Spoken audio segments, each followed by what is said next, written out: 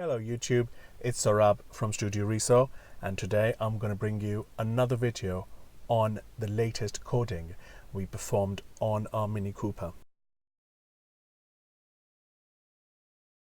This time we did a coding on our MINI Cooper F56 manual, and as you can see that I've already got chili pack, media pack, which means that I have got a few more modules to play with as compared to my BMW F30, which did not have all these extra options. Okay, to start with, we had approximately we performed 14 to 20 mods. However, only 10 were successful, and I was quite disappointed because a few things I really wanted to have, and those options were logged into a few modules which weren't accessible. Shame. But again, we'll see if there are any updates later on, and we should be able to do that. Okay, to start with, the first option we did was the door lock and unlock. As I can just turn the car on, I can turn the radio off. So if I go in settings, so when you lock or unlock the door, before you would only hear you'd only see the flashlights blink a couple of times when you unlock and once when you lock. However, if you door and key, if you see now there's another option which says acoustic signal for lock and unlock. So what it does is when you unlock the car, it beeps twice, and when you lock it, it beeps once. I know that few people just hate that sound, but personally I like it because when you're walking away from the car, you can just lock it during the daytime when you can't see the flashes, but you can hear the sound.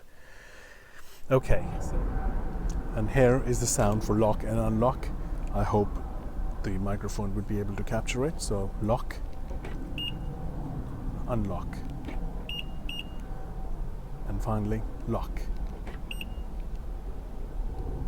So that was one. Another one which we did was, which I found very useful in my BMW, and it is the tire temperature. As you can see, there is bar, and now there's degrees Celsius as well, which is quite useful when you're doing longer journeys. You can see what the temperature is all about. Another one which I did was that, obviously, which I can't demonstrate now on the screen or outside. Basically, when you reverse the car, you have door LEDs light up, so it looks really beautiful at night when you're reversing your car. Okay, so another option which I performed on my car was video in motion. And I understand, before anybody starts, it's not right to have video on when you're driving, but again, I will not be using it. It's just good to have it when you're stuck in traffic, or maybe when you've just parked the car and you do not have to engage the handbrake on. So if you go in, as you can see, my handbrake is down, and you go in Multimedia, and then you do external device, and then you do USB. As you can see, okay, if you click on now playing, I've got all these Family Guys episodes which are legit. I paid for them. I'm not going to be playing because I'm not too sure about the copyright. So, but they are there. If I play them, handbrake is down, they work.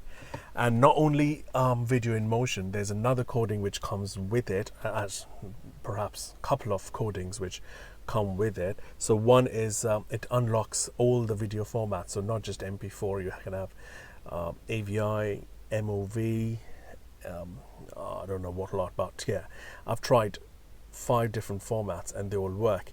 And the another one which we activated was that you can actually transfer all these video files onto your hard disk, the 20 gig hard disk which you have, and you can just enjoy a video. So you do not have to have a little pen drive there or a flash drive. So that's quite useful. Okay, apart from that, what I did was, yes, there's another thing, so I'll have to start the car for that. So the car is started, as you can see. And when you turn the car off, and I'll have to turn the radio on. Yeah. So the car is on, radio's on, you've turned the car off, and the moment you open the door, the multimedia system and the radio shuts, which is quite useful, as I always forget to turn it off, and when I lock it, then the car locks. And especially when you reach home at night, or when you're going to some residential area at night and you've got loud music playing, or any music playing for that matter, and when you open the door and the music goes out. So this is one thing I really liked. Another thing I had was, yes, there's another thing we performed, but to be honest, when we were doing it, I wasn't even happy. I wasn't too concerned about it, that you press the brake rather than clutch and start the engine.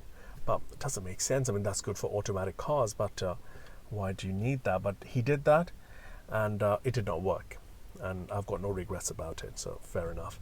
Another thing we tried to perform and did not work was the passenger side mirror will tilt down when you're reversing, which is really good just to avoid some curbs and all that. But again, the module was locked. We could not do it.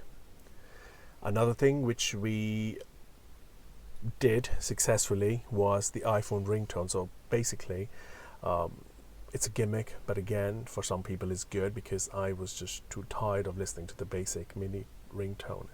So what it does is that when your phone rings, when you've got an iPhone, phone rings, and the system will play the iPhone ringtone. So it'll just replicate the ringtone, so it wouldn't have its own ringtone. So no more you'll be hearing two different tones when your phone rings.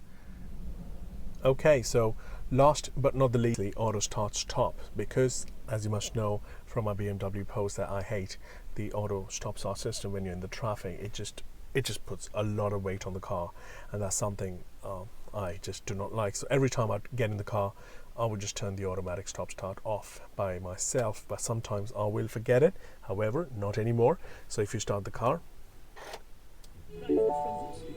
the light is on all the time, so no more worrying about turning them off.